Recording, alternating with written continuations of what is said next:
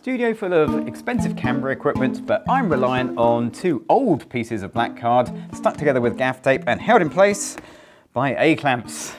But that's going to be perfect. Hello, I'm Gavin Hoey and you're watching Adorama TV, brought to you by Adorama, the camera store that's got everything for us photographers. And in this video, I'm going to show you how to turn this into a beautiful rim-lit portrait that uses just one single flash. It's so simple, I'm actually going to show you how not to do it first of all, and at the end I'll show you the post-processing so I can turn it into a split-toned rim-lit portrait. All that's coming, but for now, you should click on the subscribe button and the bell icon so you don't miss a video right here on Adorama TV. I'm going to take this apart and let's get a model in, let's get a light set, let's get shooting. Bit more gaff tape required, I think. So to help me out today, I've got the amazing Katie. Katie's going to be the model for this photo session, and let's start with perhaps the easiest and most obvious way to make a rim-lit shot, but spoiler alert, this isn't going to be the best way. So around the back of Katie, I've got a black background. That's going to make life a lot easier to make the background go black. I've got a flash to light Katie. This is the Flashpoint Evolve 200 Pro. It's going to push light in this direction. It's going to wrap around Katie and travel over to my lens. It should give us the perfect rim light, in theory. Let me show you why it doesn't quite work that way. Okay, Katie, here we go. Quick little test photo. And what we end up with is rim light, but also I can see Katie. Where has that light come from? The answer to that is, well, pretty much everywhere. So light has come out that flash, it's hit the wall behind the camera, it's bounced off the wall and lit the front of Katie. So the solution for this is actually really simple, just make that flash produce less light. It was on 1/2 power. I've turned it down to 1/32 power. Let's take another test photo, here we go. And now I have much less light on Katie. No more light on the front of her, but that rim lighting effect is really not looking particularly effective. Now you'll notice I've changed the light from the small source of light we had before to something a lot bigger in the way of a softbox. And although it's not going to give me the rim light, this is going to do something that I couldn't get with the previous light. It's going to get more wraparound lighting. It's still going to give me a nice profile picture. Have a little look at this. Okay, Katie. Let's take a little test photo. Here we go. And that makes a nice little silhouette picture. But when you go in close, you notice it's not actually a silhouette. We've got a little bit of light on Katie's cheeks, and that is really important. I can even make the effect more dramatic by asking Katie to do something kind of small, but with a big difference to the look. So Katie, can you step right back against the softbox for me?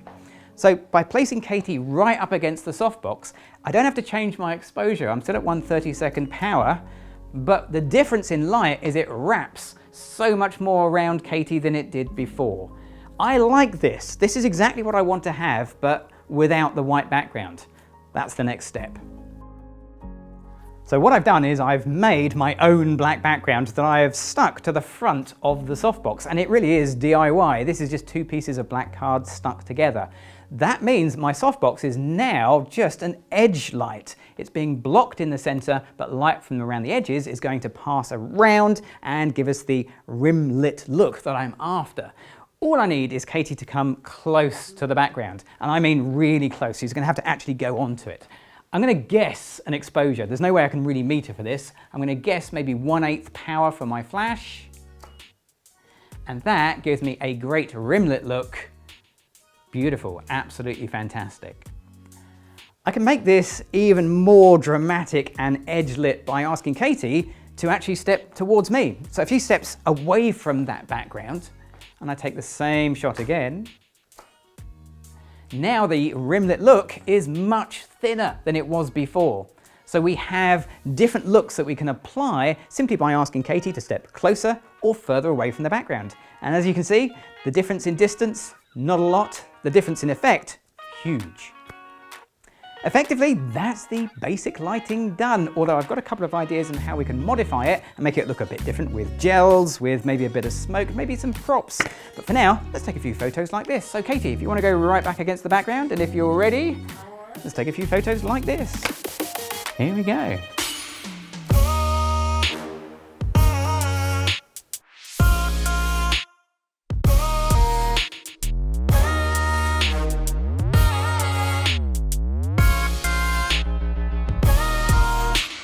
To add a little bit of colour to the scene, I'm going to put a blue gel over my light.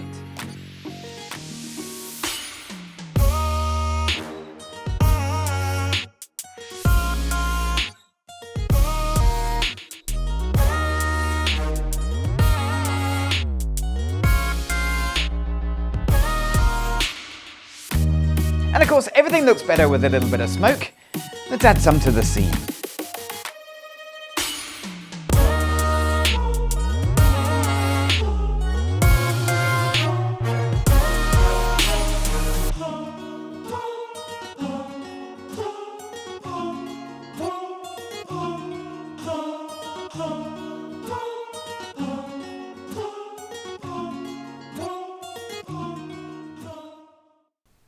I love the fact that this is just a single flash doing this entire rimlet look. The blue gel I think looks brilliant, but perhaps more so on the front of Katie. Ideally, I would have liked a different colour on the back of Katie, but one flash, one colour. That's how it works. Unless you have a bit of help from Photoshop, and that's what we're going to do. So here in Photoshop, I'm going to go to Layer, New Adjustment Layer, and Hue Saturation. You can choose a name, the default name is absolutely fine, so we'll go with that. Hue, that's the one I'm interested in.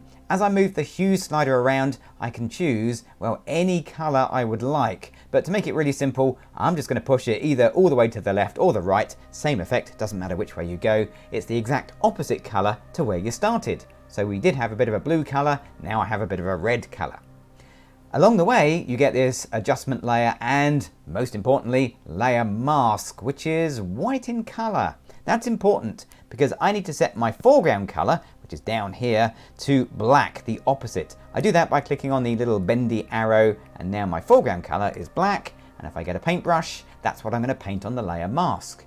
Now I've got a big paintbrush, but most importantly, a very, very soft paintbrush, because this will help to blend the two colours together. All I have to do is just click and, well, paint. Where I paint black effectively erases the effect of the adjustment layer, which was to change the colour of the image. It stops it doing that, and you see the original colour coming back through. So now we have blue on the front of Katie and red on the back. The nice thing about this technique is if I swap the colour back to white as my foreground colour, I can paint some of the original or some of the new colour in, depending on how you want to blend them together. And there you go. There is my finished picture, which is both a split tone and a rim light, one light photo. The lighting setup may be simple, but it is perfect for a small home studio because it doesn't take up much space. But do expect a little bit of trial and error around finding the right size of black for your particular size of softbox.